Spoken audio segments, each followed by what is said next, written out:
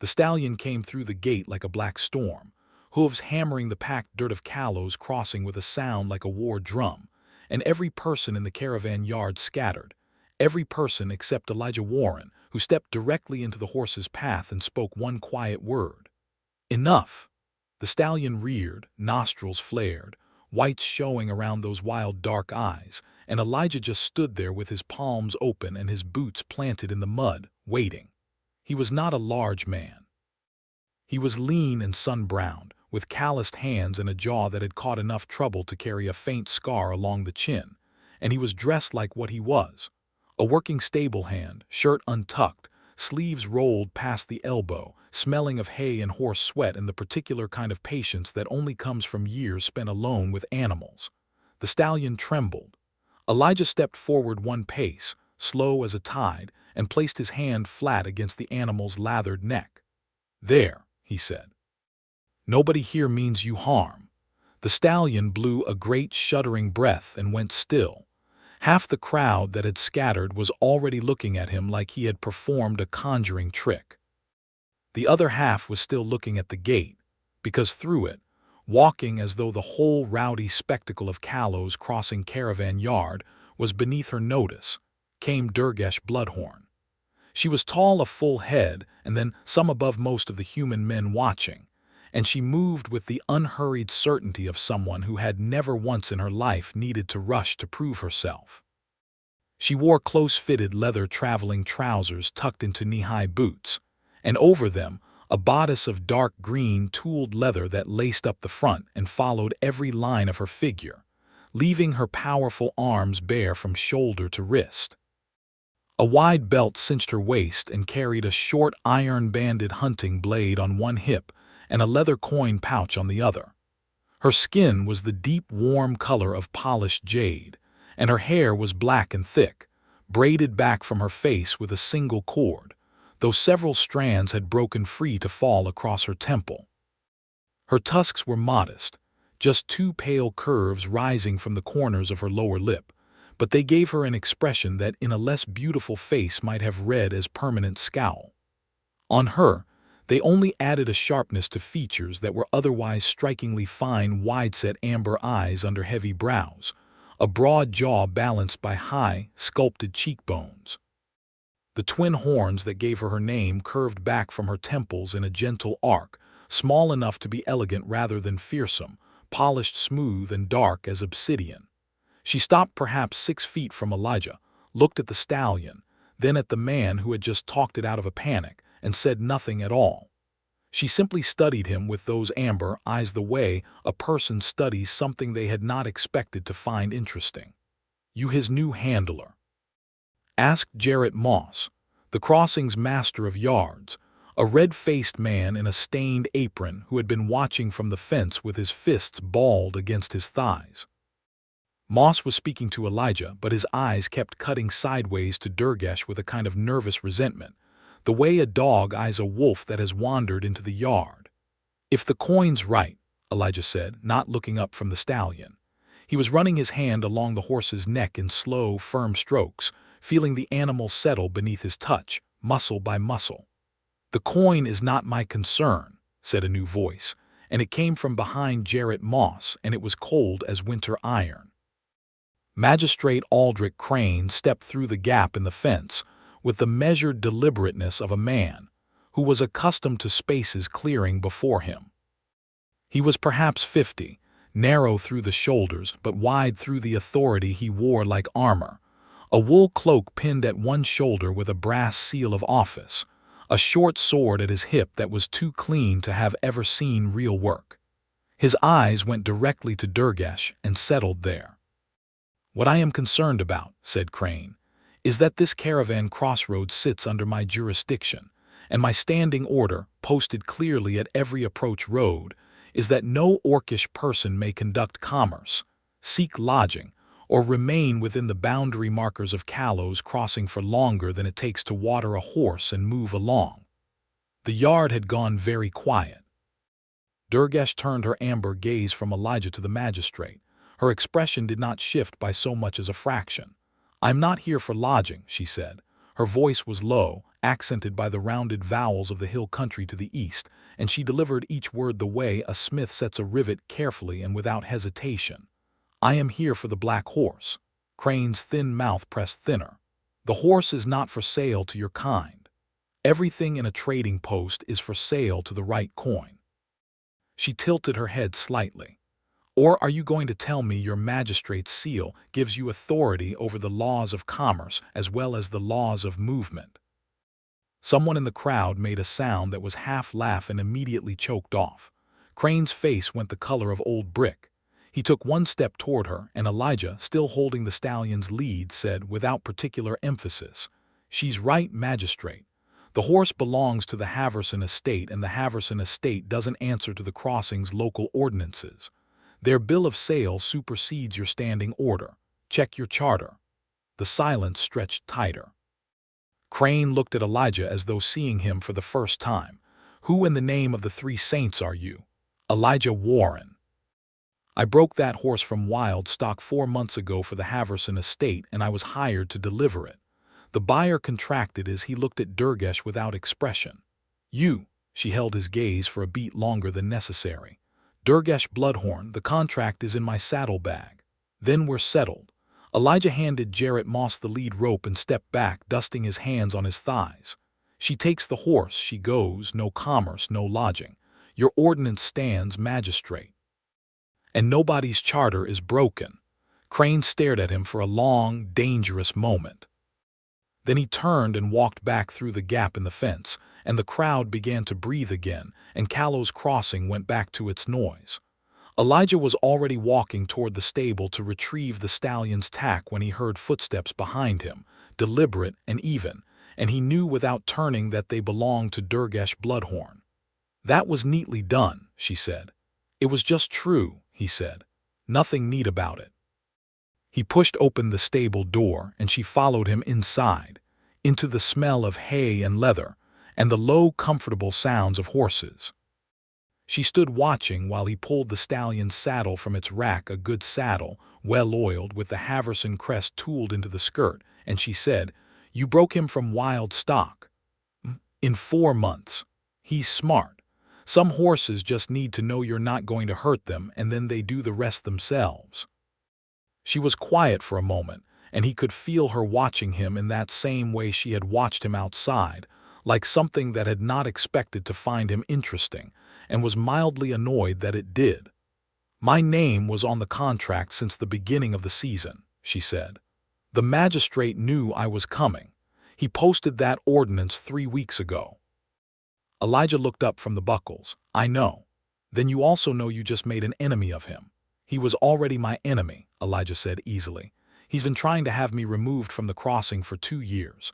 I tend to take work from people his friends want to exploit, which annoys him." He tightened the girth strap and checked the fit with 2 fingers, and the stallion stood for it, patient now and still. "Why do you want this particular horse? There are closer breeders in the hill country." Durgash said, "His bloodline runs back to the Gore Steppe herds. My clan uses mounts from that line. I have 2 mares in the East Camp and no stud worth keeping." She paused. "And I was told the man who broke him would throw in a week of handling if the buyer requested it, to ensure the animal settled properly in its new herd." Elijah straightened. He looked at her over the stallion's back. She met his gaze and said nothing, because she did not need to. The offer was in the contract, and she knew it and he knew it, and they both knew that his accepting it meant a week in her camp beyond the boundary markers of Callow's Crossing, under Magistrate Crane's jurisdiction, and well clear of any protection the caravan post might offer. "East Camp is 2 days' ride," he said. "Yes." He thought about it for perhaps 4 seconds. Then he picked up the saddle blanket and said, "I'll need to pack my kit. Give me an hour." Durgash Bloodhorn's expression did not exactly change, but something behind those amber eyes shifted, like sunlight moving across a stone floor, and when she turned to lead the stallion out by the new bridle, there was a very slight curve at the corner of her mouth that he was not sure he was meant to have seen. He packed his kit in under 40 minutes. They left Callow's Crossing through the north gate as the afternoon sun began its long descent. Durgash on her own broad-chested gray mare, and Elijah on the hired road horse he'd been keeping for this leg of the work. The black stallion, which she had named Nothing yet, calling him only the horse, came along on a lead between them, still forward-eared and curious, already beginning to accept this new person who smelled of calm. For the first several miles they did not speak much, and Elijah found that unusual, because silence with most people felt like waiting. Silence with this woman felt like something else. She rode with her back straight and her chin level, eyes moving the road with a steady professional sweep, and occasionally her gaze would drop to the stallion and she would note something. The way he carried his head, the rhythm of his steps with a small, thoughtful sound. "He favors his right foreleg slightly when the ground turns soft," Elijah said at one of those moments. "I noticed," she glanced across, "old strain or breeding. Old strain, first week in the corral he cut it on a hidden stone. It healed clean, but the muscle memory stayed. Another month of consistent work on varied ground should clear it." She absorbed this. "You have a way of reading them. I've had a lot of time alone with horses. And with people." He smiled, though she was looking ahead and might not have seen it. "Less practice." She made a sound that was not quite a laugh but was in the same neighborhood of one. They made camp that first night beside a shallow ford of the Callow River, where the willows grew in long hanging curtains over the bank, and the water ran clear over pale stones. Elijah built the fire while Durgash saw to the horses, and they fell into the division of camp labor so naturally that neither of them remarked on it, which in itself was remarkable, because Elijah had camped with plenty of traveling companions who needed every task to be negotiated out loud. She took the flatbread from her pack and the smoked pork from his, and they ate beside the fire as the light faded, and the night came up warm and full of cricket sound. The stallion had been hobbled close to the mares and was already beginning the careful, nose-touching rituals of equine introduction, which made Durgash watch him with an expression that was as close to tender as her face apparently got. "Does he have a name?" Elijah asked. "Not yet." She tore off another piece of bread and chewed it thoughtfully. "In my clan, a horse earns its name from the first year of service. You don't name what you don't yet know." "That's a good rule," he said. "Humans name everything the first minute and then spend years revising their opinion." She looked at him sideways. "Is that a general observation or a personal one?" "Both," he admitted, and this time she did laugh, a brief, low sound but real. The fire popped. An owl quartered past in the dark above them, silent as smoke. "Can I ask you something?" he said. "You can ask." "The ordinance, Crane's standing order. How many times has something like that happened to you? A rule made specifically to block you out of a place you had legal right to be." She was quiet for a moment, turning her cup of water in both hands. "Enough times," she said, "that I no longer feel surprised by it, only tired." "That's a hard kind of tired." "Yes." She looked at him directly then with a frank, measuring look. "Why did you speak up? You didn't know me." "You didn't need to make that argument. You could have stayed out of it." Elijah shrugged one shoulder. "I knew the charter. The truth was there whether I said it or not. Seemed a waste not to use it. That is a very practical framing for what was also a risk. I told you Crane and I were already enemies." Still, she did not look away. Not many people do that. He held her gaze for a moment and then looked back at the fire, because the directness of those amber eyes was doing something to his concentration. "Not many people check the charter," he said. "Most people just assume the man with the brass seal is right." She considered him for another moment, then nodded, once, as though filing something away. They sat in the warm night for another hour, talking about horses and road conditions and the spring flooding that had taken out the eastern bridge and added a half-day to the journey. And eventually Durgash said she was going to sleep, and Elijah said the same, and they rolled their blankets on opposite sides of the low fire. He lay looking at the stars through the willow canopy, and thought that he had not felt this at ease with another person in a long while. Long enough that he was not entirely sure what to do with the feeling. He was a man who worked alone by nature, not because he disliked company, but because company had a way of reminding him of what he lacked, and solitude at least asked nothing of him. He had been at the crossing for 2 years and in that time had made acquaintances, not friends. He was liked well enough and belonged nowhere in particular, and he had made a kind of peace with that, or thought he had. He fell asleep thinking about Amber Eyes. The second day of riding brought them higher into the hill country, where the road narrowed to a stony track between old-growth oaks, and the sky opened up in long blue windows between the trees. Durgash proved an easy traveling companion, not talkative but not cold. She had opinions, and when she shared them they were precise and direct, and she had the rare quality of being genuinely interested in things, rather than just waiting for her turn to speak. She asked him, around midday with their horses picking through a rocky stretch, how he had come to the work of horse breaking.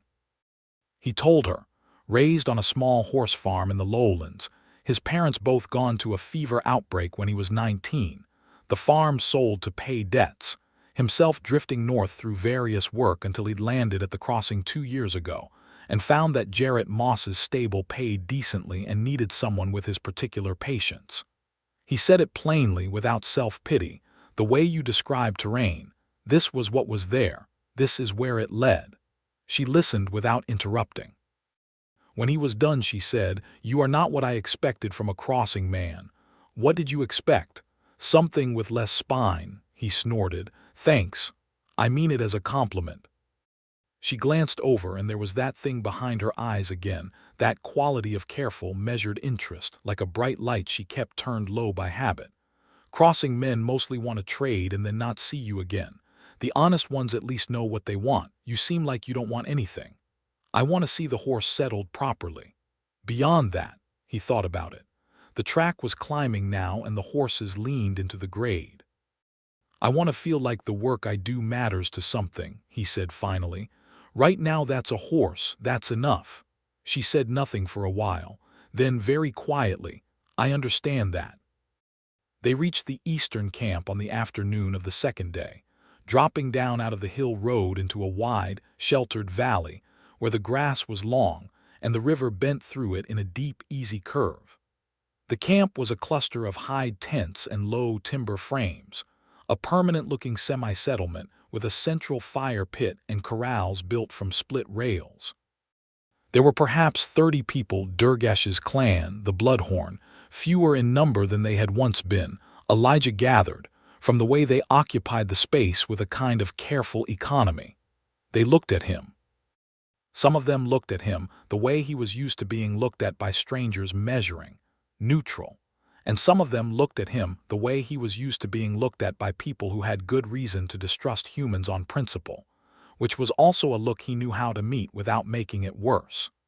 Durgash introduced him in a flat, carrying voice that made clear this was not a discussion.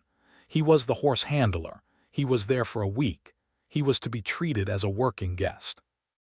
Then she showed him where he could set his bedroll, which turned out to be in the corner of a covered shelter near the main corral, close enough to the horses to hear any disturbance in the night, and he noted, perhaps 15 feet from where Durgash had her own sleeping space in the adjoining section of the same structure.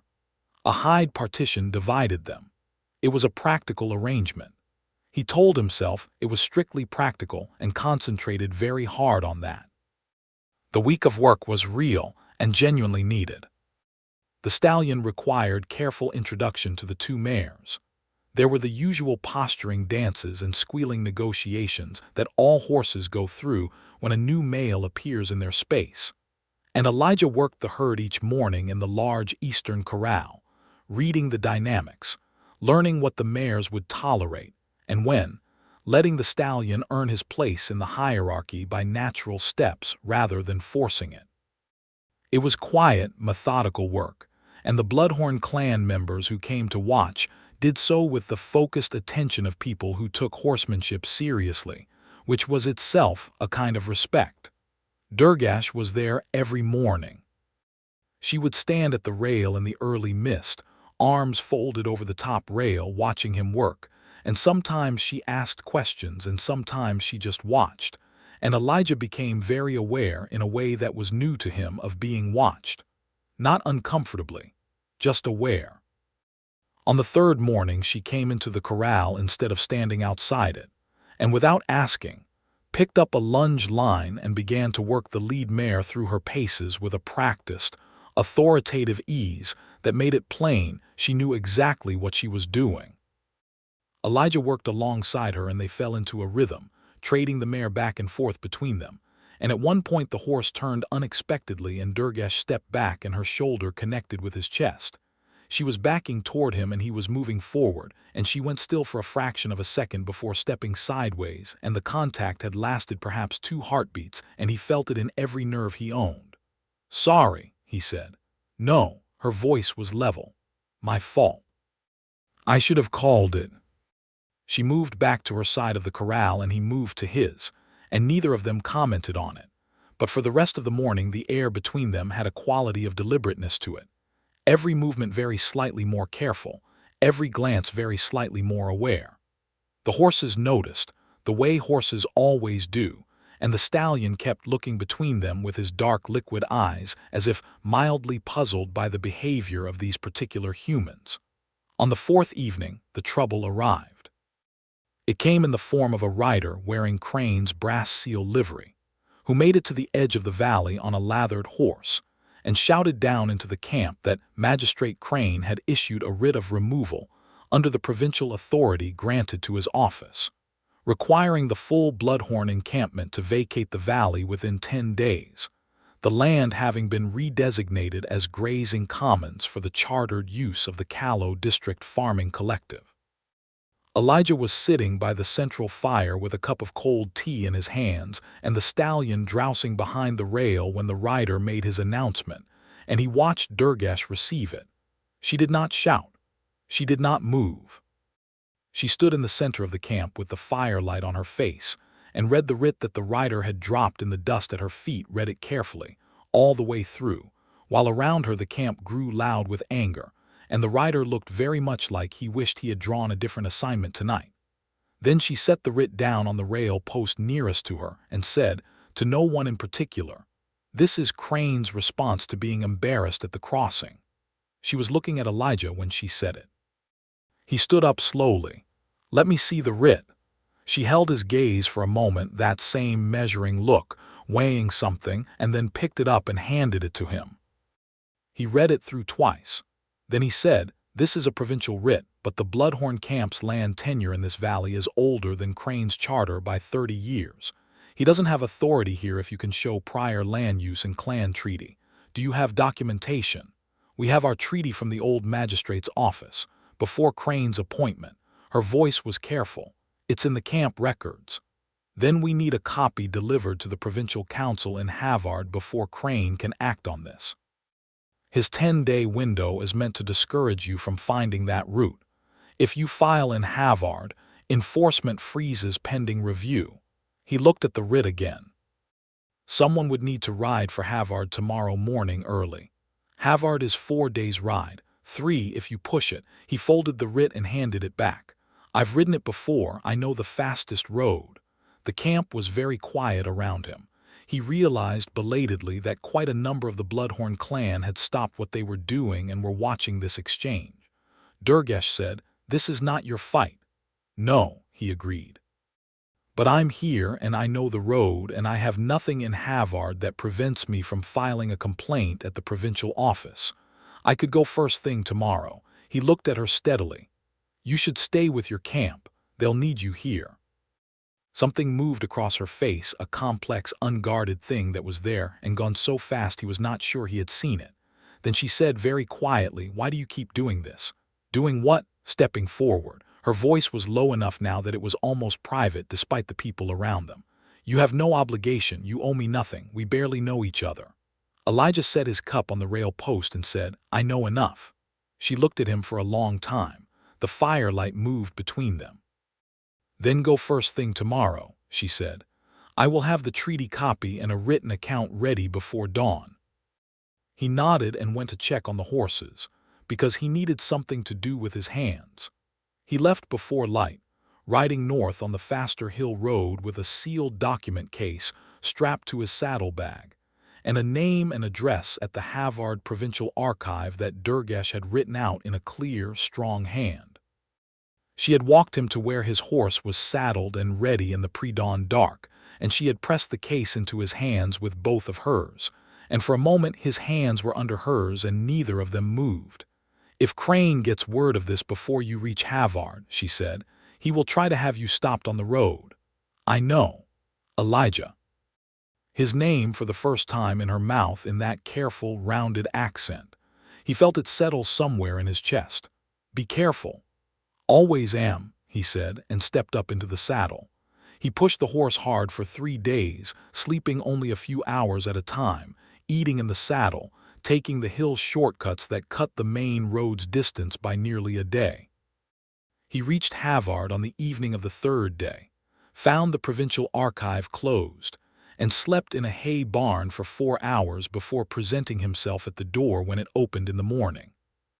The archivist, a small, dry woman named Councilwoman Pratt, who had been managing provincial records for 30 years and was not impressed by anything, took Durgash's documents and examined them for a long, nail-biting hour before stamping a petition of prior tenure on the Bloodhorn Treaty and issuing a formal stay of enforcement on Crane's removal order. "This will go before the provincial review in 30 days, Pratt said, handing Elijah a sealed copy.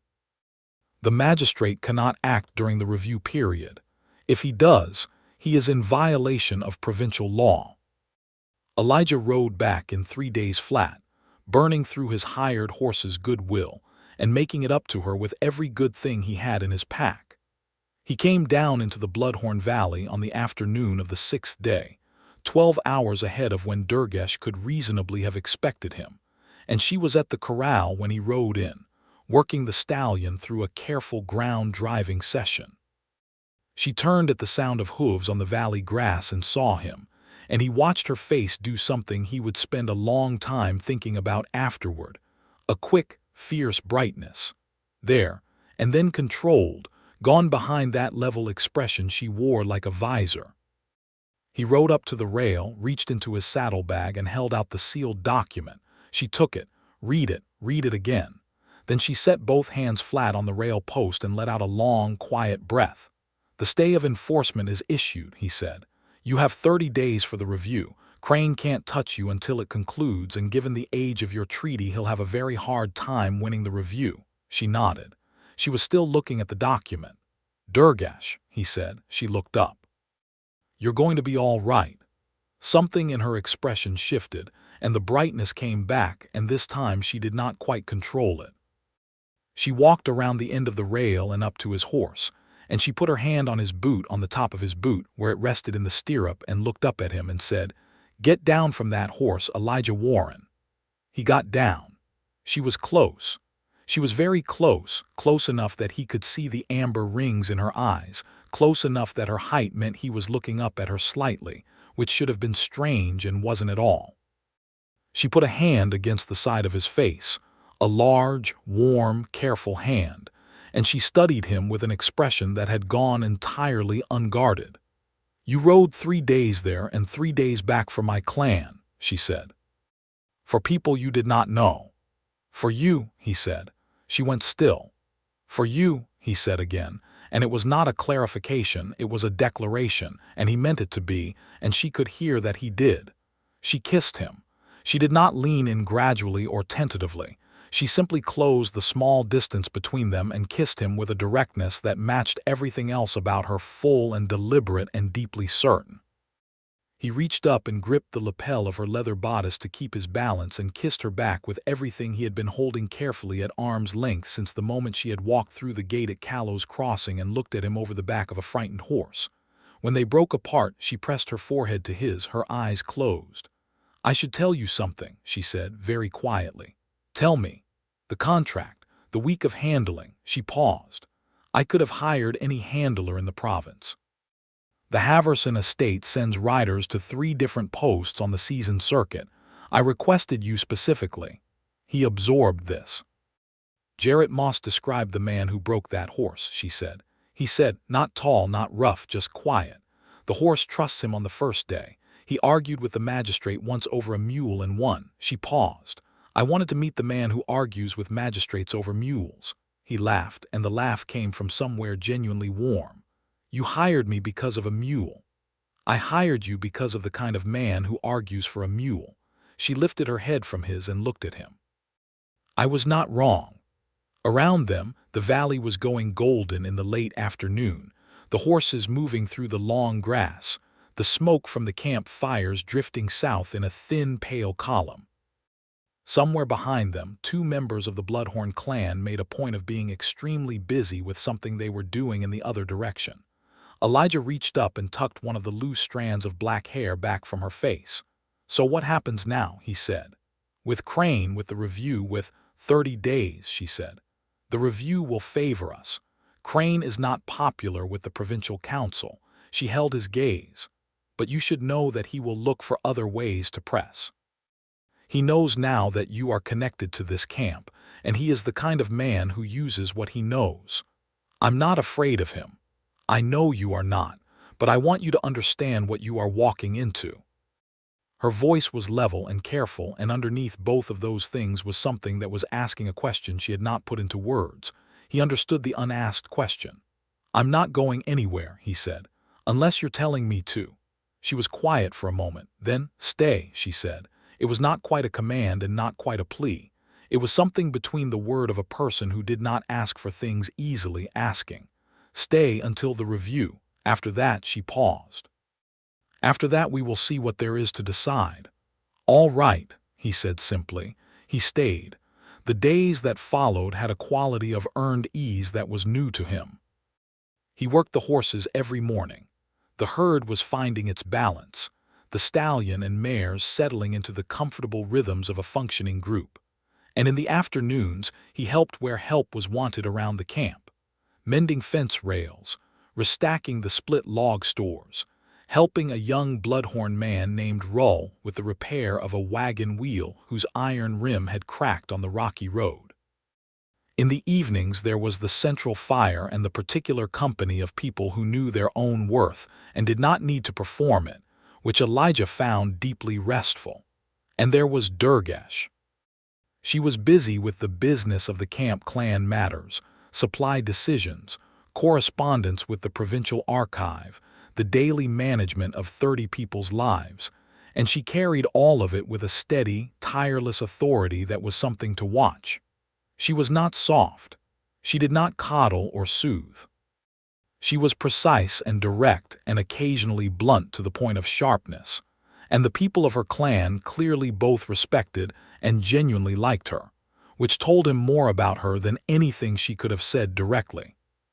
But there were moments, just the two of them, in the mornings at the corral rail, or in the evenings with the camp winding down and the fire burning low, when she turned her full attention on him, and those moments had a texture that was entirely different from every other part of the day.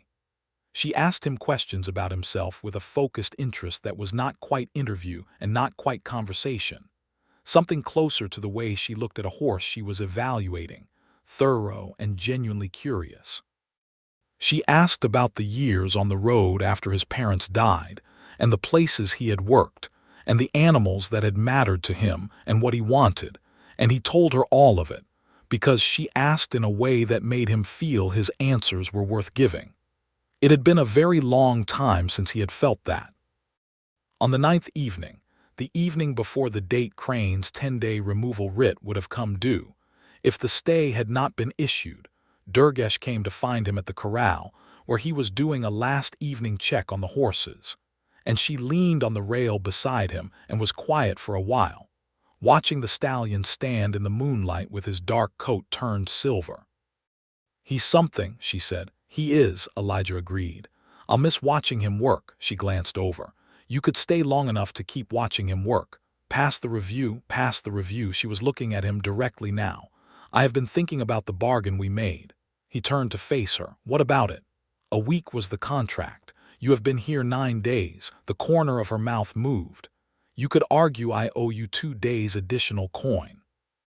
Or I could argue that I stayed past the contract of my own choice, he said, and that no additional coin is needed. And why would you do that? You know why.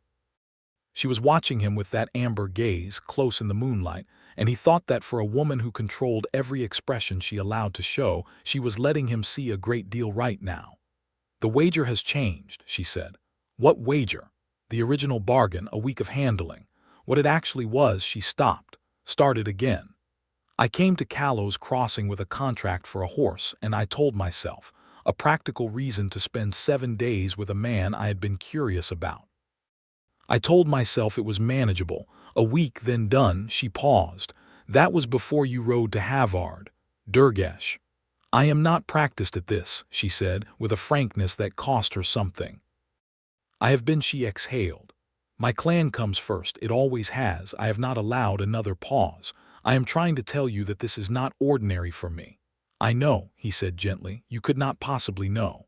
I know what it looks like when someone is guarding themselves carefully, he said. I do it too, it's just he turned fully toward her. I stopped with you, somewhere on the road between the crossing and this valley. I just stopped and I don't want to start again. She looked at him for a long moment. The moonlight was on the valley, and the horses moved quietly in the grass, and somewhere a night bird called once and was silent. Then she took the lapel of his shirt in her hand gently and said, "Come here," in a voice that was quiet and certain, and asked nothing twice. He came. Warmth and her and the valley and the silver horses, and nothing at all that needed to be said for a very long time. 11 days later, Crane made his move, not with a writ this time, with something more personal. A rider came to the camp in the mid-morning with a sealed letter bearing Crane's seal, addressed not to Durgash but to Elijah Warren, and when Elijah broke it open and read it, the language was civil and precisely threatening. A formal notification that Elijah's work contract with the Haverson estate, which Crane had apparently had reviewed by a cooperative solicitor, contained a clause requiring neutrality in local jurisdictional disputes by any contracted agent. It was creative legal interpretation at best and outright fabrication at worst, but it was the kind of letter that, if taken seriously, could result in the Haverson estate canceling his contract and blacklisting him from every major horse commission in the district. Elijah sat with the letter for an hour, alone with the horses, thinking. Then he went to find Durgash. She read the letter in under a minute and then set it down on the camp table with the same flat, controlled calm she used for everything, and Elijah watched her jaw tighten slightly, and that was all. "He is going after you," she said, "because he cannot touch the camp directly." "Yes. This could cost you your livelihood." "Yes," she looked up. "Elijah, this is not nothing. If the Haverson estate drops you, I know what it means." He sat down across from her at the camp table. "I've been thinking about it and I want to tell you something, and I need you to let me finish before you say anything." She waited. "Crane is doing this because he knows something has changed," he said. "He knew when I cited the charter at the crossing that I wasn't neutral.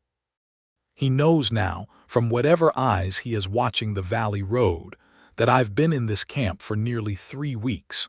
He's going to keep applying pressure as long as there's something to press on."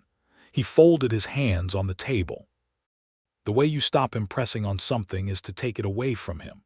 She said nothing, watching him. "My contract with Haverson has a renewal clause in 30 days. If I don't renew it, there's no contract for him to threaten. I've been doing circuit commission work for 2 years. There are other estates, other work." He met her eyes. "Or I could be useful here. Your clan needs someone who can develop the herd consistently, not just for a week at a contract visit. The stallion is going to be producing foals by spring. Someone should be here who knows his history and knows how to read what he throws." Durgash said, very carefully, "Are you saying you want to stay?" "I'm saying I want to stay." There was nothing casual in his voice now. "Not because of Crane or the contract, because of you. Because of this valley and this herd and the fact that for the first time in 2 years I went to sleep at night feeling like I was somewhere that mattered." He paused. "If you want that, if the camp would follow my lead." She was very still. "As for what I want," she stopped. "Durgash, you cannot stay out of pity," she said, and there was a fierceness in the words that came from somewhere painful. not out of obligation, not because you've put yourself in the middle of my trouble and now feel responsible. I have survived every hard thing in my life without. She stopped again, drew a breath. I will not be someone's burden. He reached across the table and took her hand. She let him, which he understood was a more significant act than it looked.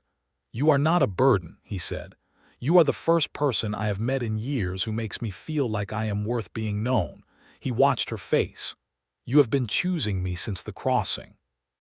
You chose me when you requested me specifically from 3 possible handlers. You chose me when you asked me to stay the first time.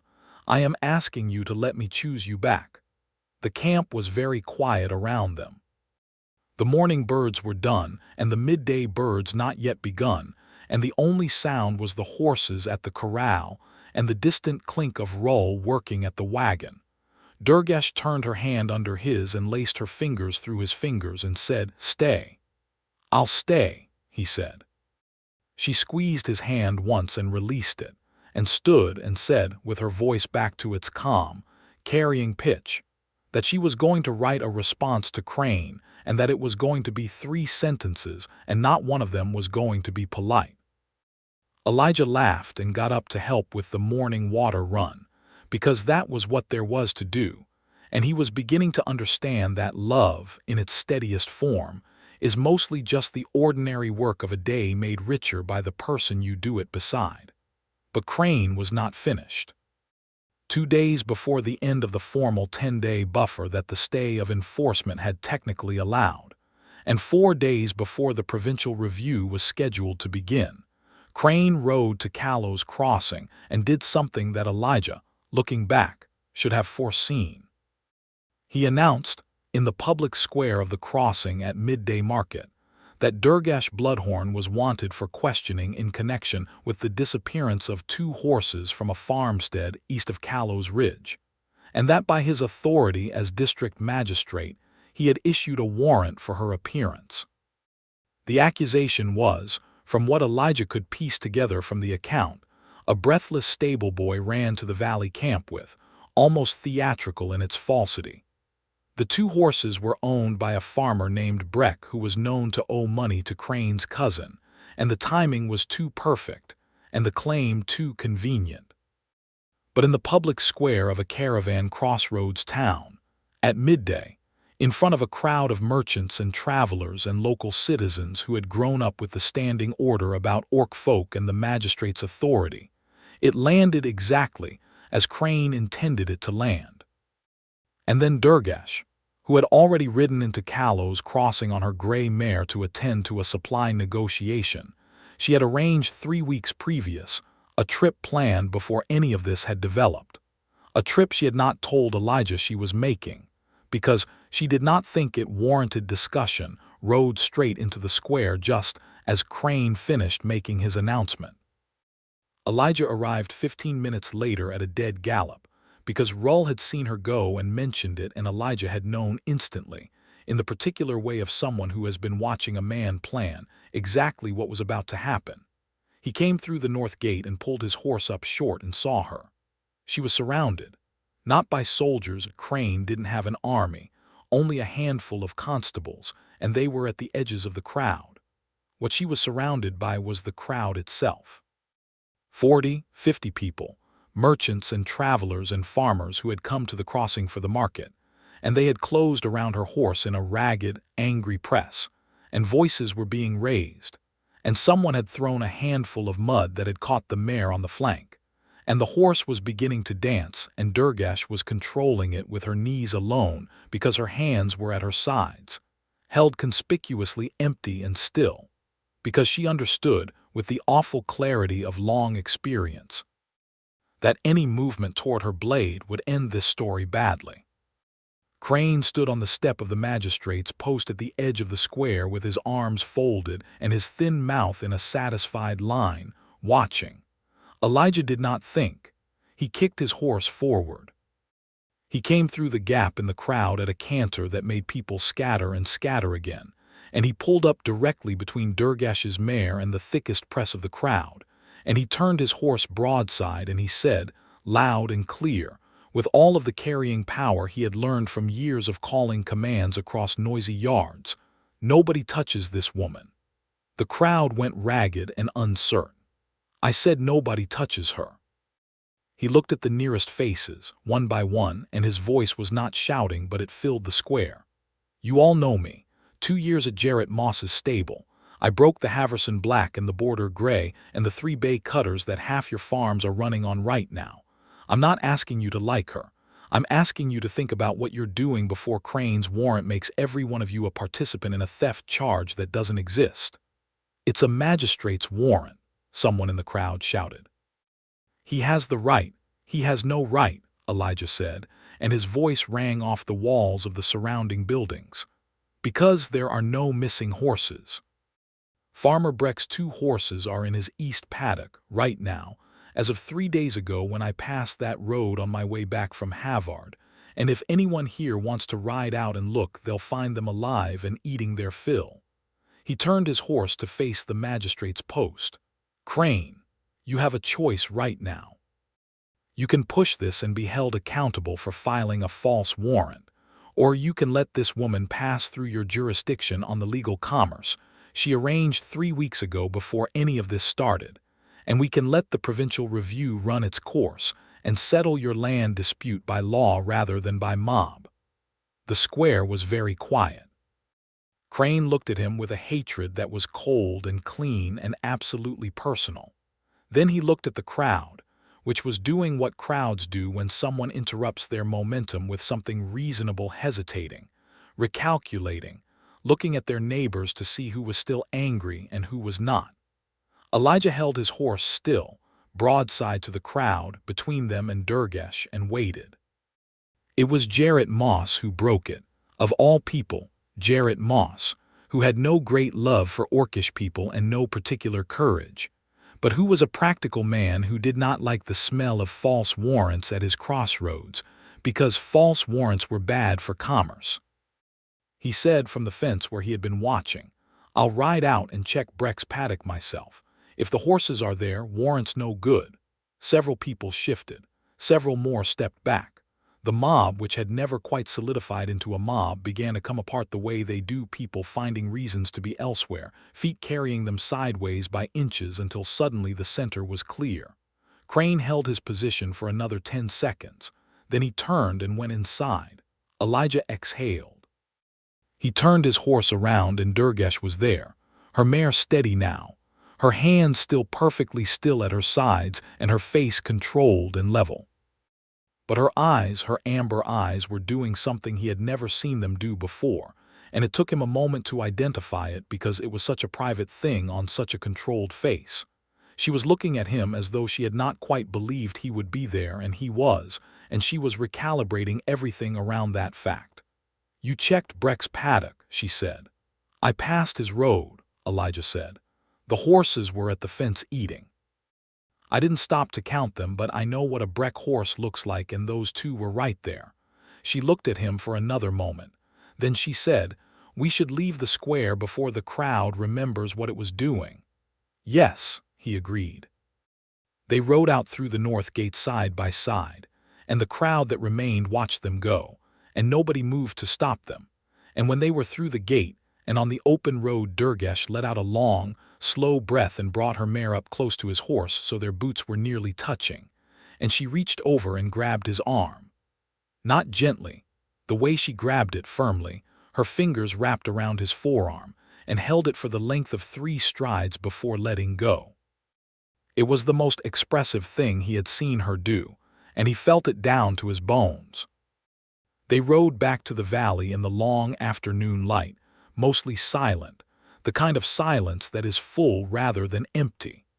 The valley received them in its quiet, the grass long and golden, the horses looking up from their grazing as the riders came in through the valley entrance. That night the camp gathered around the central fire to hear what had happened, and Durgash told it flat and clear without drama or embellishment. And when she reached the part about Elijah riding into the square, she paused, a small pause, barely noticeable, and said simply, "He came." The camp absorbed this, and the way they absorbed it told Elijah that those 2 words from her were significant.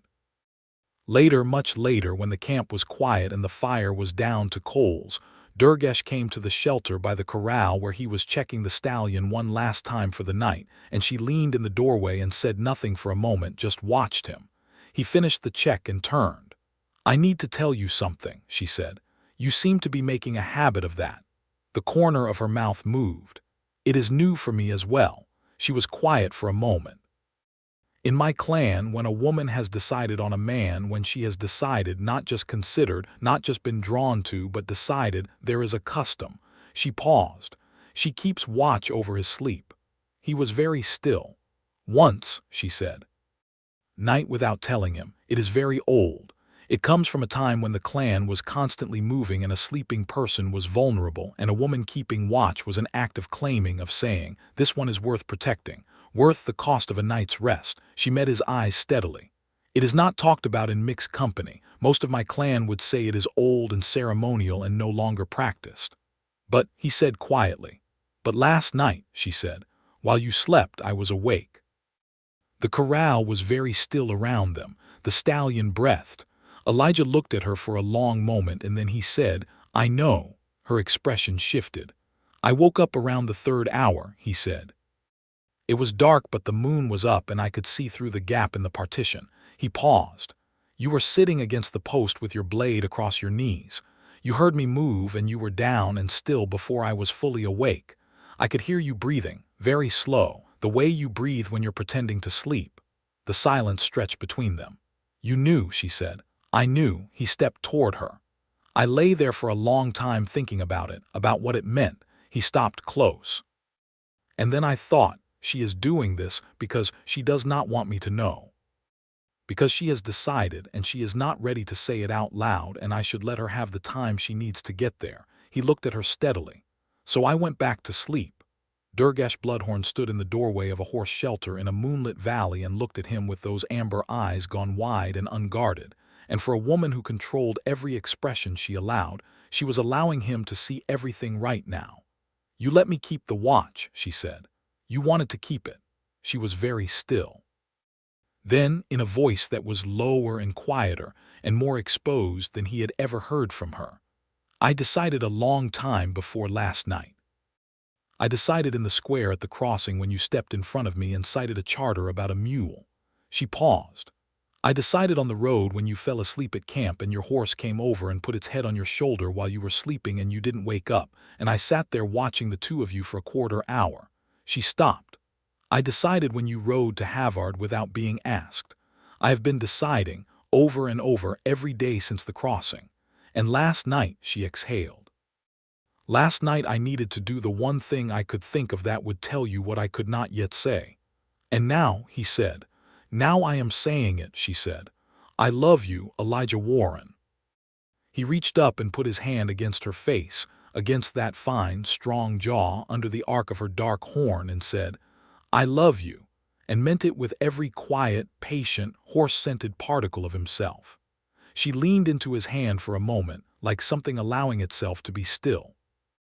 Then she pulled him to her, and he went without hesitation, and she held him with a fierceness that was everything. She was strong and deliberate and thoroughly, entirely certain.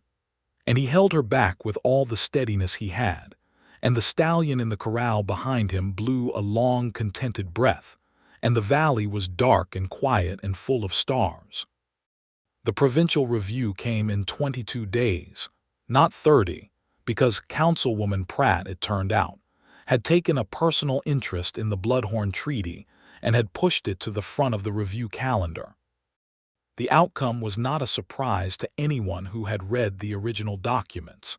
The Bloodhorn Treaty with the old magistrate's office predated the current territorial designations by 31 years and was legally sound, and the Bloodhorn clan's tenure in the Eastern Valley was confirmed with no conditions attached. Magistrate Crane received a formal letter of censure from the Provincial Council for filing the false warrant against Durgash, and an additional letter questioning the basis and provincial legality of his standing ordinance regarding orc persons at Callow's Crossing, ordering a full review of the ordinance within 60 days. Elijah heard about the censure from the provincial messenger who rode through the valley on his way east and stopped to water his horse, and he told Durgash, and she read the formal notification with the same flat expression she brought to all documents and then said, very quietly, "Good." "Just good," he said. She looked up. "Very good," she amended, and the corner of her mouth moved. He laughed and put his arm around her, and she allowed this with the particular grace of someone who had stopped managing her expressions for this one specific person. In the days that followed the review, things changed and did not change in the way that real things do. The valley was still the valley. The horses were still the horses. The stallion, who had been unnamed for 7 weeks, was given his name at last. Durgash announced it one morning at the corral rail with the straightforward air of a decision fully made. "Havard," she said. "He has earned it. He carried the reason for the ride." Elijah looked at the horse, who looked back at him with those dark, liquid eyes. "He'll like it," he said. "He already knows it is his," she said, watching the stallion, in the way horses know things. She glanced sideways at him as she said it, and there was a warmth in the look and a meaning, and he knew what she was saying and she knew he knew, and neither of them needed to put it plainer than that. Elijah did not return to Callow's Crossing. Not to work, not to the stable, not to the circuit commissions that had occupied the last 2 years of his drifting life. He let the Haverson contract expire without renewal, and sent Jarrett Moss a brief letter explaining that he had taken on a permanent position with a private herd operation, which was true and required no further detail. Moss wrote back with a single sentence that was surprisingly gracious. He said that the Haverson Black had been the best break he had seen in 20 years of trading horses, and that Warren had left the stable better than he had found it. Elijah read the letter and felt, for the first time in a long time, that a door had closed behind him that he did not need to hold open. He built a permanent place in the Eastern Valley, not separate from the camp but woven into it, a proper stable addition to the corral, with a covered aisle and the kind of drainage that kept the floor dry in the spring flooding. Rull helped him with the framing, and 2 of the older clan men who had done construction work before the settlement contributed their skill, and the whole thing went up in 10 days of concentrated effort that left everyone involved tired and satisfied in the way that physical work shared leaves you. The clan had stopped treating him like a guest somewhere in the middle of it, in the unremarkable way that belonging happens, not announced, just present. On the last evening of those 10 days, Durgash came to the finished stable and walked its length with her hands clasped behind her, inspecting the stall construction and the feed storage and the drainage channels with the thoroughness she brought to every practical matter. And when she had walked it end to end, she turned and looked at him standing in the doorway with sawdust still in his hair, and she said, "It is good work. Thank you. You are good at making things that last," she said. "Things that serve." "I try to be."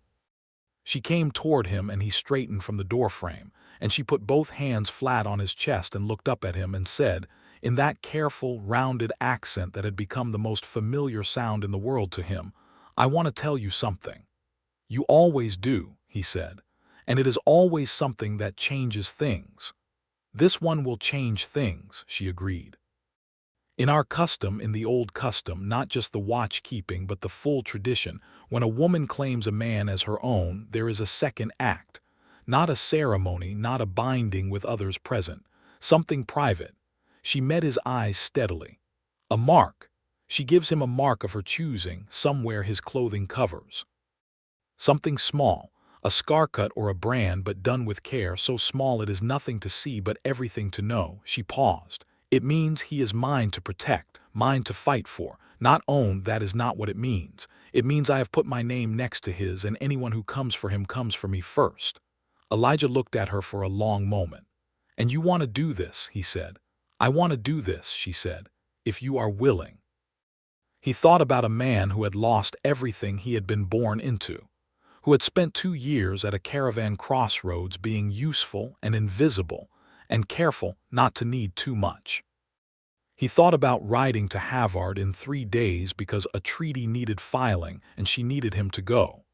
He thought about the square and the crowd, and the sound of his own voice saying nobody touches this woman, which had surprised him slightly even as he said it, because he had not known until that moment how clearly he meant it.